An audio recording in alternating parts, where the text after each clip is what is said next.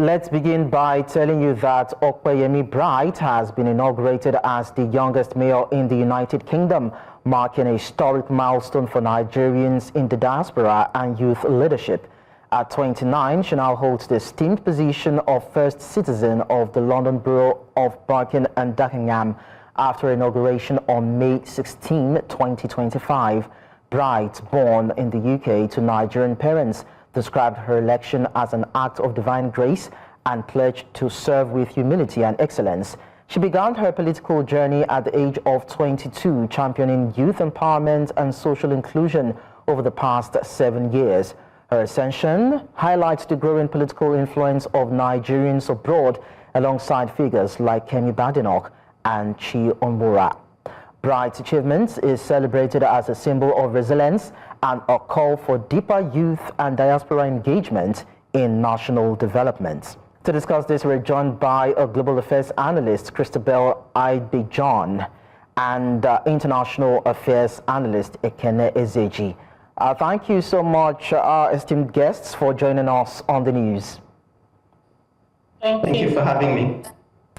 So I'll start with Christabel. Now, what does Princess Okpeyemi Bright's election signify about the evolving role of diaspora communities, particularly Nigerians, in our Western political systems? I would want to say congratulations to her once more. I think her election as the mayor is more of an emblemic of a turning point for Nigerians as a whole in diaspora. It is more of a sign that the youth are not just the future, they are the present. It has symbolized that we cannot just, as a person, is not just being a participant, but more of a leadership while participating. So her involvement in politics that have brought her to this point is a very significant success to her political race. I think this should be an eye-opener to a lot of youth who are trying to mature into politics, to know that it is possible to win the race if you're politically consistent and willing to run the race. So I think her election has deeply signified not just maturation of those in diaspora, but those that are willing to grow into politics, being confident to know that it is possible if you really want to go into it. So basically, I think that is one thing that I hold up high for her. Okay, now we know how sophisticated and mature politics can be in the UK. So in what ways do you think Bright's tenure as mayor can strengthen some sort of UK-Nigeria cultural and diplomatic ties, especially in the context of diaspora diplomacy? That's an interesting question.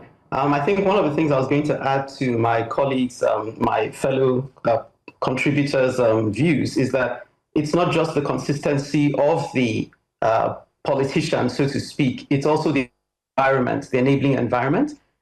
You said that Bright became a councillor at the age of 22. And that tells you of the environment she's in, that both enables her to pursue her dreams and recognizes her when she puts her best foot forward. I think in terms of how she's going to serve as an ambassador between Nigeria and where she is, I read that she has shown involvement and still shows involvement in encouraging youths in Nigeria through web consultations and web appearances. So she does see herself as a bridge builder.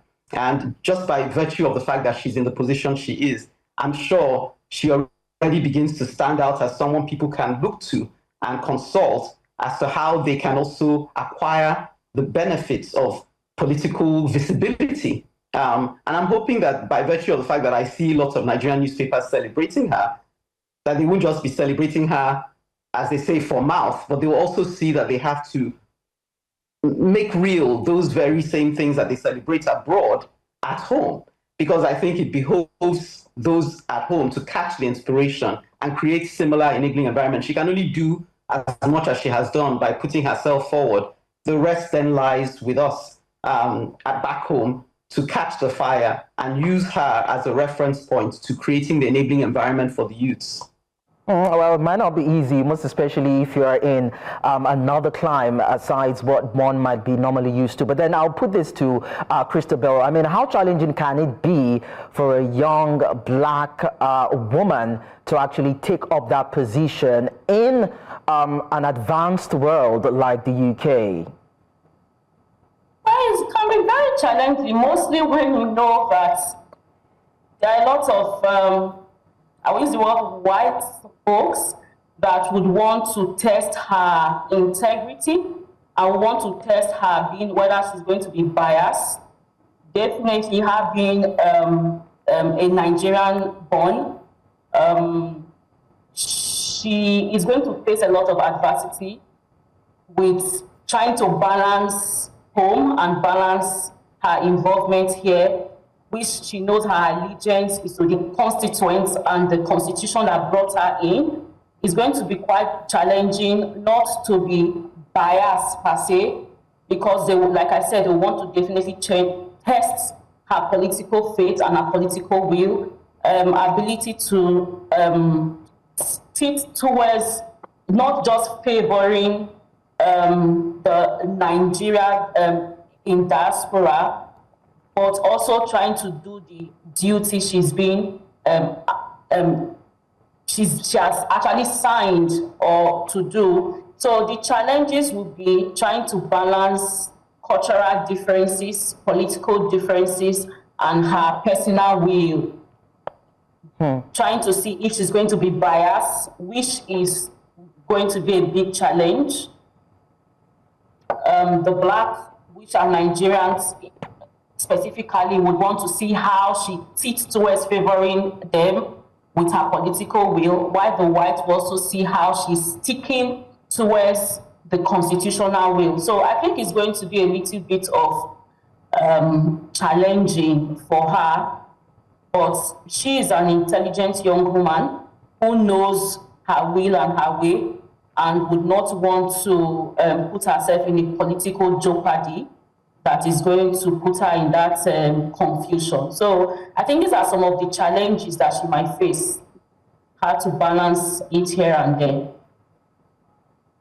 All right. So I'll just bring Ekene into this. I mean, she talked about, Christabel talked about challenges, and I want to tie that to the issue around immigration, the clampdown, and having to transit from one country into another country and vie for a political position. Now, Ekene, how does her political rise compare with the broader trend of second-generation immigrants assuming leadership roles across maybe Europe and North America? It's an interesting question. I don't necessarily share Christabel's view that the challenge for her will be the bias or balancing the bias, because I think she's got the pitch right, and also the constituents she represents, Dagenham and Barking, have picked her because of her ability to identify with the issues that concerns the people. There are about 270,000 Nigerians in diaspora in the UK. And I would say that UK is one of the most tolerant societies you're likely to find.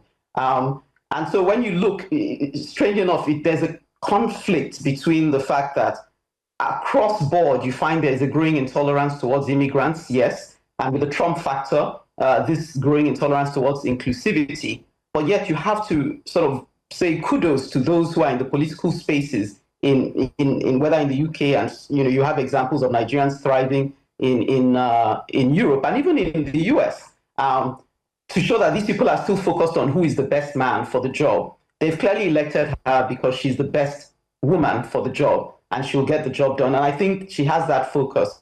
One of the things that intrigued me about her position is that her mission is that she wants to support two charities, one of which is a charity that supports people suffering with Crohn's disease, because she was once diagnosed with that, and also a charity that supports young people in bringing them into that space of, mentoring them and bringing them to a space of leadership. So these are things that she identifies with personally that you could say has no tribal or racial, there's nothing that ties it specifically to a race or a tribe. So in that sense, she's not just an ambassador, she's someone who can identify with people because of her own lived experience. I think the beauty of politics in this sort of environment is that they're able to look beyond, even though you have those issues, from time to time flaring up and people are clearly insecure about things like that, especially when economic challenges abound, you still have the ability to think rationally and say, if someone is able to represent our interests, then clearly they're the best person for the job. And I find that to be one of the aspects that endears me to politics in this on this side of the divide. Well, we can actually tie this to the issue around Kemi Badenoch, who seems to be having a bit of issue with the Conservative Party and the stance on immigration laws and all that. But then if we are to look at the issue around stigmatization for people within the spectrum, just about 1 minute, Ekene, how would you, of course, give an advice for people in that line to actually scale the hurdle? How do you think this can be an inspiration for other youth who might be willing to actually take up that mantle and follow in that stride? Just about a minute. Yes, in a minute. I think it's to follow your vision, to be sincere and genuine, to be the person that they saw you to be when they elected you, and to know that you are in the right place at the right time. So you don't need to try to be someone else or be an instrument for people's biases, because Kemi Badenoch seems to be suffering from that, and even to some extent Kestama, who apparently made a statement recently about immigrants coming to take over. There's a pressure on political leadership to seem to be siding with the far right because of the rise of the Reform Party. So be sincere, be genuine, and be able to stick to the things that you really believe in. All right, Christabel, what about you? What do you think? Well, I think I agree with her fully. I think if your aim is to come and serve and you're being sincere, I think it's just going to be a very easy do for her. And her ability to be able to inspire other youths to want to do same as a young political personnel. So I think if her original aim is to be herself and not be swayed by what anybody says or does, I think she's going to strive well, and it's going to be an inspiration to others who are coming, normalizing diversity in every form, and inspiring others, encouraging others to do same. Okay. Especially those are in the minority. Okay. Christabel John, Global Affairs Analyst, and of course, Ekene Ezeji, International Affairs Analyst. Thank you so much for your time on the news. Thank you. We're now going on a short break, and when we return, President Tinubu arrives in Rome for Pope Leo XIV's inauguration. We'll bring you more details in a short while. Join us again.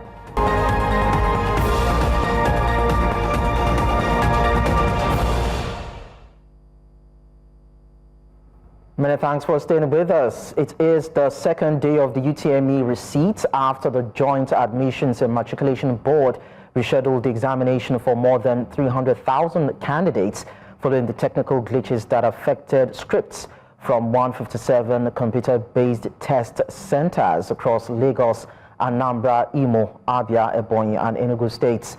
News Central's Israel Eferobo went to one of the centers in Lagos for an on-the-spot assessment.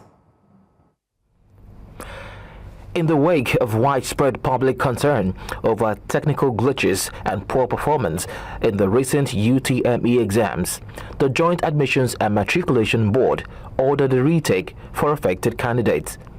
At the CBT Center visited by News Central, venue for the exams, candidates arrived early and the exam commenced promptly following a seamless verification process. This new effort by JAMB has sparked cautious optimism among students and their parents. I'm a little bit scared, but hoping that I can do better than the other time. I felt so bad when I saw the score and mostly the thing that is in that examination was very simple. Like we came out, we were like, the questions are so easy. Some of the students spoke to News Central after writing the exam. It was nice. I did a lot of questions, like I knew the ones I knew, and I left the rest to God. Did you experience any form of challenge like the last time? Not really, but somehow, just a little. Were you able to submit your answers this time around? Yes, I submitted. It was cool, fantastic, nice. It was okay. So are you expecting a good? I didn't experience any challenges or nothing at all. Thank you. All right. It was tougher than the last one, but it was still okay. I wasn't able to finish, but just like a few questions left. No, there wasn't any problem. Everything was smooth. You're welcome. Some parents shared their thoughts on the entire process and the way forward. She was the person that was checking her phone before she found out that they are going to redo it. So I was excited too, so that she can be able to get what she wants. So I'm hoping that this time around, the Lord will intervene. I came here, I think I don't have any complaint, because when they told us 6:30, immediately we reached at 6:30, they start checking them in, doing their normal process. So I think they are trying. It's not that this that happened just like a question of the way God wants it. We write exams online rather than do this CBT going to centers. They can do it in the comfort of their homes with their own laptops. There is a camera that will capture you. If you stand up, then it's cancelled. We can do this seamlessly. It's very simple. We just need to get it right. While challenges remain, this retake is being seen as a step in the right direction as stakeholders await the outcome with renewed expectations. In Lagos, for News Central, Israel Ifirobo. Also, in some parts in the southeast region, candidates thronged computer-based test centers for the receipt of the UTME as ordered by JAMB. So News Central's Chiwongele was at one of the centers in Umuahia and brings us the details. First, they arrive either by themselves or in the company of their parents. At this Joint Admission Matriculations Board CBT Center in Obakala, Umuahia South Local Government Area of Abia State, it was a seamless process of accreditation for the candidates for both sessions. While the parents see the receipt as stressful for the candidates and families, the candidates are however hoping to advance their scores this time around. It's going to be better than my last score. It's going to be above 200. The exam was good. There was no problem. In this one, I'm hoping to get up to 200 in this one. But I didn't experience any problem. I'm hoping that this one will be better. At the end of the exams on Saturday, some of the candidates say they did not have any form of technical issue on their computers, but showed preference for the previous questions in the cancelled examination. The process of the exam was successful, but a little bit hard, because what we saw previously was not what we saw today. It was okay, just that the questions were more difficult than the initial one that we wrote. They are hoping that this time around there will not be any more issues, even though some have also identified that there were no issues in the previous examination. Some, however, say they had technical situation with their system, which was handled in time by officials.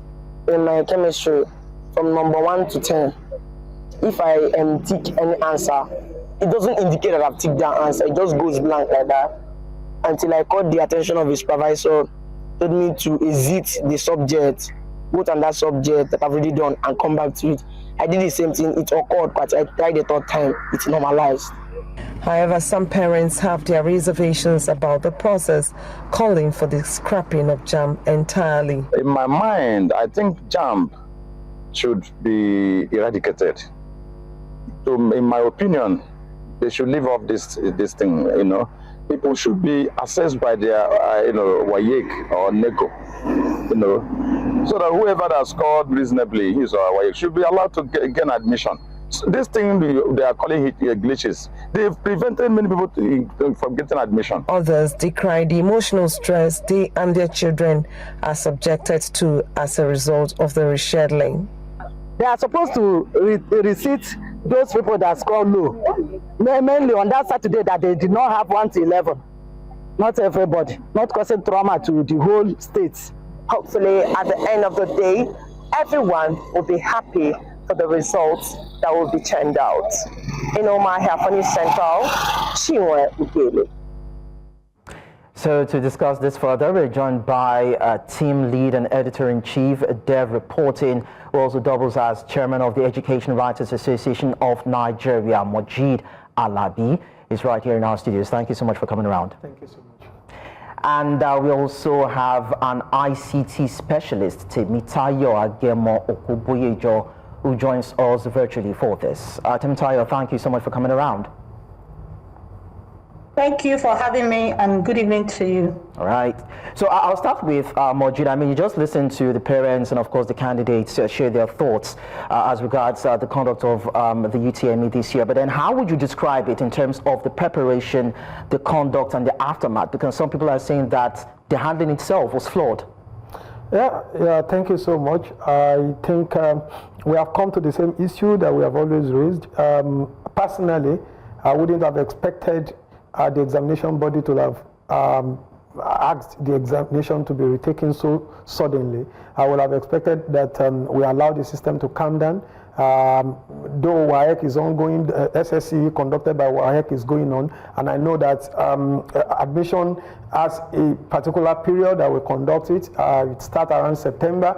But when you look at probably because JAMB was also disturbed by what actually happened in the first instance, and as a result of that, he wanted to at least because when you look at the conditions, many of these students were in shock. There was no way. If you talk to psychologists, I'm no one, but when you look at the kind of the period of the examination, some of them were just coming out of the shock. Some of them were still crying for that period. You should have allowed them, give them some kind of moment and said, oh, this exam is going at least minimum of a week. I will have and some of them may have even traveled out of the places where they took their exams. I'm aware that in some centers in Lagos, the first batch, about 30-something of them could not sit the exam. So that kind of disruptions wouldn't have been allowed to take place again. I'm not sure WAEC is conducting exams on weekends. We could have allowed the weekends to be used to conduct this the receipts. So these are the kind of the observations that I have, that ordinarily if I had my way, I would have said, just create time for them. Let them be out of their shock. Some of them needed some kind of psychological help. This will have helped them to at least overcome the kind of the challenge that they had initially. All right, let me come to Temitayo. I mean, you're an ICT specialist. What normally causes systems glitch, or should I say failure? And in this case, jams, could it have been avoided too? So to begin with, I want to commend the CEO of Educare, Alex Onya, who did a fantastic job in reviewing JAMB's process and was very firm in standing his ground to prove to JAMB that there were indeed errors, or there were indeed glitches within the process. With regards to what would cause a glitch or cause an error, all manner of reasons. In fact, I seem to recall that the vendor that JAMB procured to deliver on certain parts of the administration of the process has now been dropped. So this is essentially a company that was, procured to provide a specific side of the service, had not provided that service within the parameters that they were given. So that's for me is good news. But with regards to how JAMB itself has handled the matter, personally, I am a little disappointed because, again, like I said, if we didn't have responsible citizens like Alex Onya standing his ground, we would have adduced the mass failure not to problems with the system itself, but to students just doing poorly. In fact, if we all recall, this was the narrative, or this was the headline that we all started out with, until those who had the expertise to review the process were able to conclusively tell all of us that there were indeed problems with the technical administration of how the exam was delivered. essentially leaving students out. So any process that leaves close to over 20% of the candidates in a wrong footing with regards to writing their exams seriously needs to be scrutinized. And I would think that the review that has been, the review process that has been announced by JAMB itself will reveal what other errors are within the system and appropriate measures will be taken going forward. All right, so I come to Majid. Now, it seems like chaos with JAMB over this particular exercise. I mean, looking at it holistically, 6:30 a.m. scheduled time, the glitch, the slow in response when there was a public outcry. Now, some candidates who did not even have issues with their results also have to reseat it. If you're in that position, what would you have done differently, most especially to even avert this chaos? Yeah, thank you so much. When you look at it, any system that is run by human tends to definitely will have some issues. You cannot have a perfect system. It doesn't exist anywhere. When challenges happen, we must also commend those who have come up and those who have challenged the system. And we must also commend the institution for coming up and being open enough. We saw a situation where stakeholders actually gathered to review the entire process, and for coming up, it's something that is very strange in our system. When you see people who are holding public sensitive positions coming up to say, yes, we agree that we held on this, because we are human beings. But when you look at it, systems, they will say there is no perfect system anywhere. We can only learn over time, especially when you consider the kind of the environment where we are operating. We are in Nigeria, and we understand what operates in Nigeria. This is a place where you have problem with power, where you can have problem with infrastructure, where cable can cut at any point in time, where anything could happen. We are not in the developed world, where you know that the basic facilities are already there. We must also commend the system. We knew what we used to experience, and that is why you see a lot of people challenging, even the SSE being conducted, where you have a lot of miracle centers. We knew what we used to have in the past, where you have those that we regard as tutorial centers, constituting miracle centers, people going online to show a whole lot of things. To combat all these challenges, it took a whole lot. Maybe because I was part, as the chairman of Education Writers Association of Nigeria, I've covered education in Nigeria for more than 10 years. And I've traveled around the country. I know what it was, and I know what it is. I knew when we had some kind of improvement. So when you have these kind of challenges, they are not unexpected. They can happen, but what is the response? We must also commend the organization for responding in a manner that at least we agree that we held, and how do we improve on the system? One of the measures is removing the kind of the vendor who could not meet up with the challenge. So if I were to be in the position of authority at the same time, one, I will have also sat down, just like I said earlier, not rushing the candidates again, because a simple mistake, simple issue can lead to more problems. So what I would expect also is that all of us will go back, we go and look inward.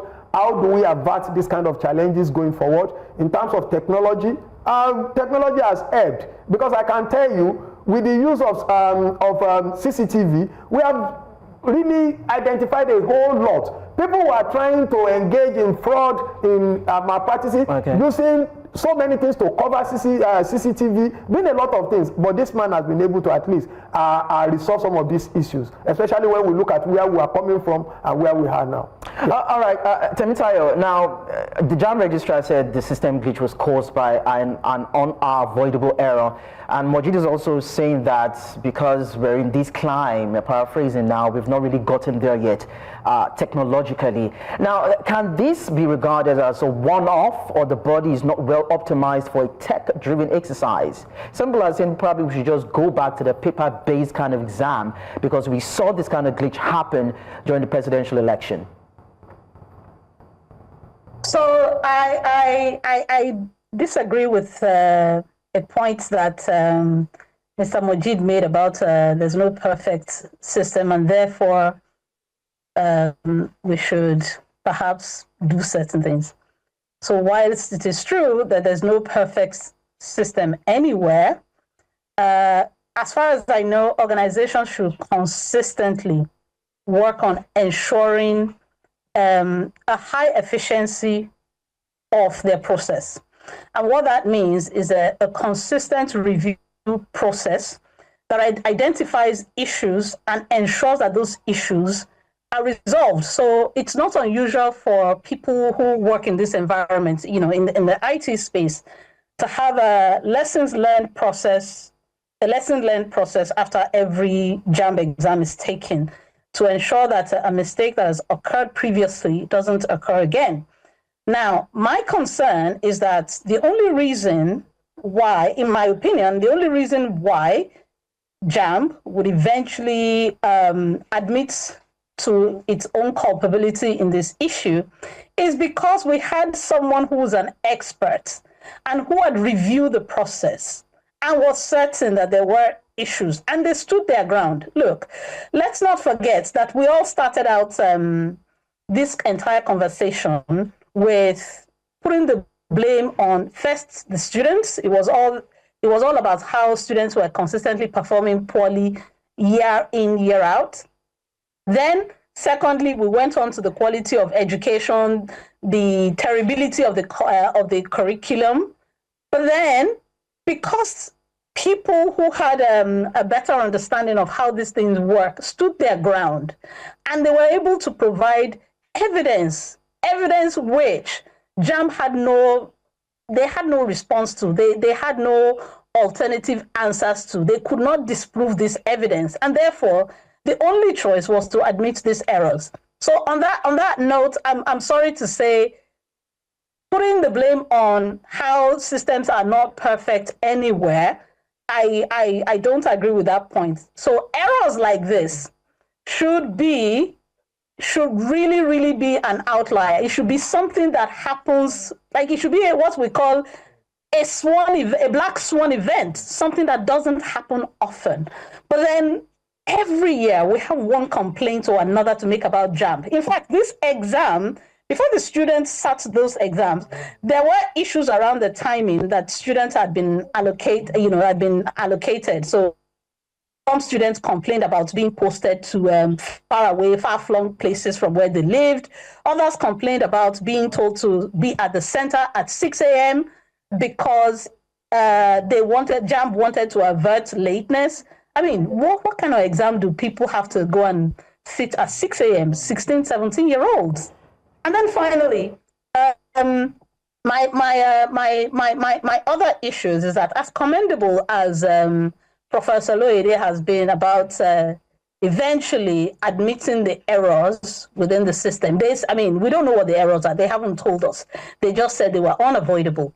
But it does depend, like, what kind of due diligence were made on these vendors? Were there pilot tests? I mean, there are several tests that could have been done, but we don't know what they are. And because we don't know what they are, it's hard to say what kind of alternatives or what kind of improvisements or improvements can be suggested offhand right now. So moving forward, what I would like to see, or what would be nice, would be going forward to not equate integrity with competence. Both are important for anyone to be able to do their job and do it well. However, because I come across a man of integrity who is not a qualified doctor, I wouldn't let them give me treatment. I wouldn't let them diagnose me. Because if that is not their area of competence, then perhaps we need to be looking at redeploying people and have people deliver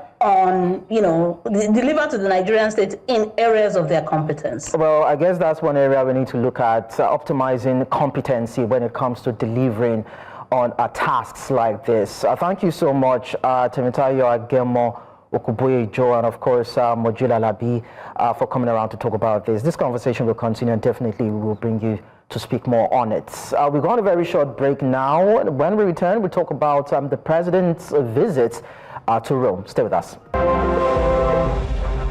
And I'll tell you that President Bola Tinubu has arrived in Rome, Italy, to attend the installation of Pope Leo XIV at St. Peter's Square in the Vatican on Sunday. President Tinubu was received at the Mario do Bernardo Military Airport by the Minister of State for Foreign Affairs, Bianca Odumegu Ojukwu, and officials from Vatican City, including the Nigerian Embassy, after the plane touched down 6 p.m. local time. President Tinubu is in Rome to honor the new Pope's invitation, which was conveyed by Cardinal Pietro Parolin, the Vatican's Secretary of State. President Tinubu's entourage includes the Archbishop of Owerri and President of the Catholic Bishops' Conference of Nigeria, Archbishop Lucius Ugoji, Archbishop Ignatius Kegama of Abuja, and Alfred Martins of Lagos.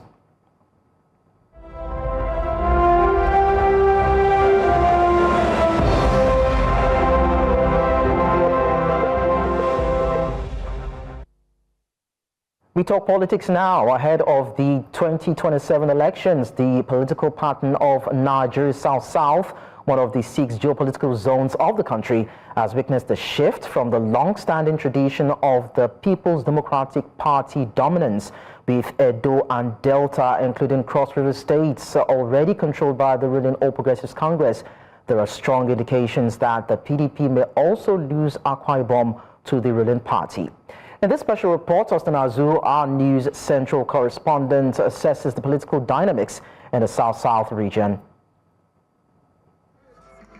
Delta State Governor Sheriff Oborewori, former PDP Vice Presidential candidate Ifeanyi Okowa, and other party leaders recently defected to the APC, thereby ending PDP 26-year governance in the oil-rich Niger Delta State. We have been in opposition for almost 10 years. Do we need that? Mr. President have supported us. We cannot face him in 2027 to work against him. 22 lawmakers of the State House of Assembly, including the Speaker Imomotimi Gowo, also defected from the PDP to the APC, citing on ending internal crisis within the South-South PDP leadership. That our defection was occasioned by the instability at the national level and the factionalization at the South-South level.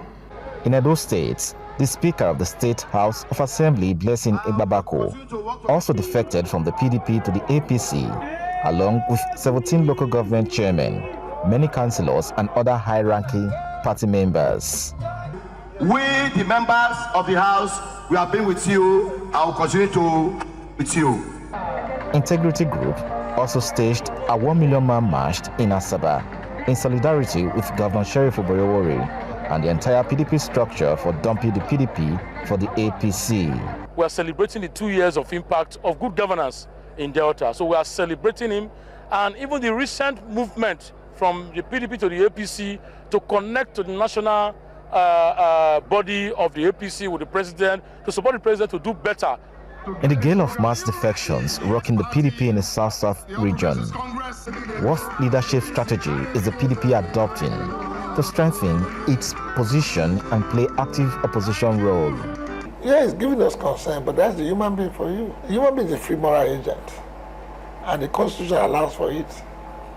But the party must maintain its discipline.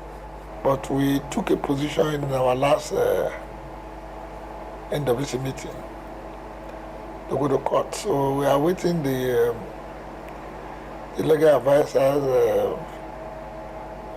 recommendation on how to go about it. We are going to take back our mandate in court. But this is no longer a scope. This is about leaving the party to another party. As the politics of 2027 continues to take shape with surprises and intrigues, among others in the South-South region, political observers are watching and following every development with keen interest. In Asaba for News Central, Austin Azu.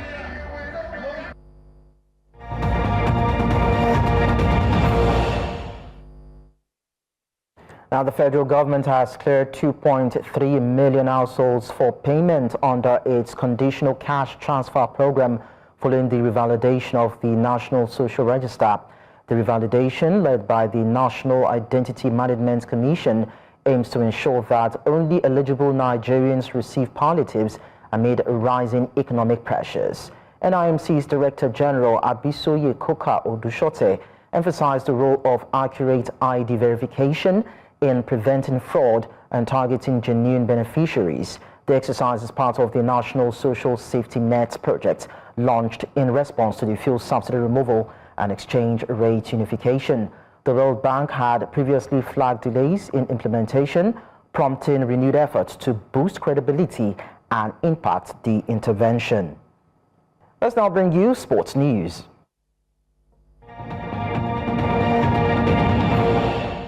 In sports, final preparations are underway at the MKO Abiola Sports Arena in Abeokuta ahead of the opening ceremony of the 22nd National Sports Festival tagged Gateway Games Ogun 2024, set for Sunday, the 18th of May. Over 10,000 athletes from Nigeria's 36 states, FCT, and an invited junior athletes team will compete in 33 sports. Vice President Kashim Shettima will officially declare the festival open. The event blends competition with cultural showcases, including music, dance, and exhibitions. Multiple venues across Ogun State will host the contest, with the Games Village at Babcock University. Organizers say the festival promotes national unity, celebrates heritage, and serves as a platform to discover future sporting talents across the country. Nigeria has marked a significant milestone at the 2025 IWTF World Championships in Doha, Qatar, by clinching its first win in the mixed doubles event. The duo of Olajide Omotayo, Rabiat Ayola staged a thrilling comeback to defeat Egypt's Mahmoud Helmi and Fatih Hend 3-2 in the round of 64.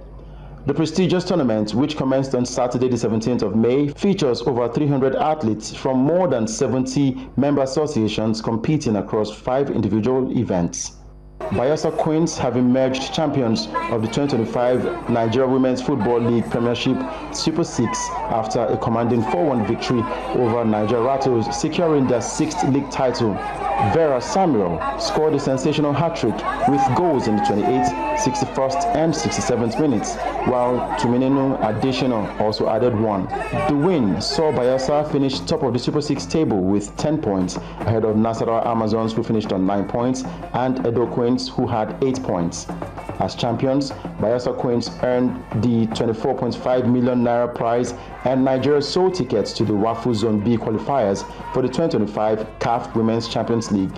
Rivers Angels defeated Remo Stars 2-1, while Nasarawa and Edo Queens ended in a goalless draw. Crystal Palace stunned Manchester City 1-0 to win the FA Cup final at Wembley, marking a historic triumph for the South London club.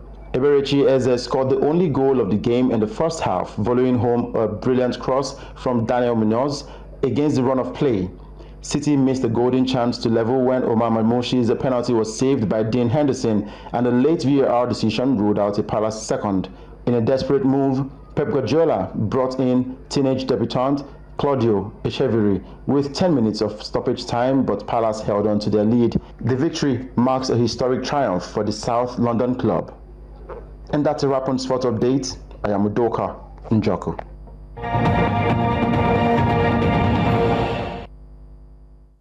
And that's all at this hour, but before we go, we'll look at our top stories again. 29-year-old Nigerian British Opeyemi Bright has become the youngest mayor in the UK.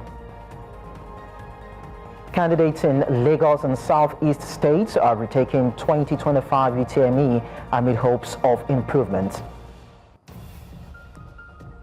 We also told you that President Tinubu has arrived in Rome for Pope Leo XIV's inauguration.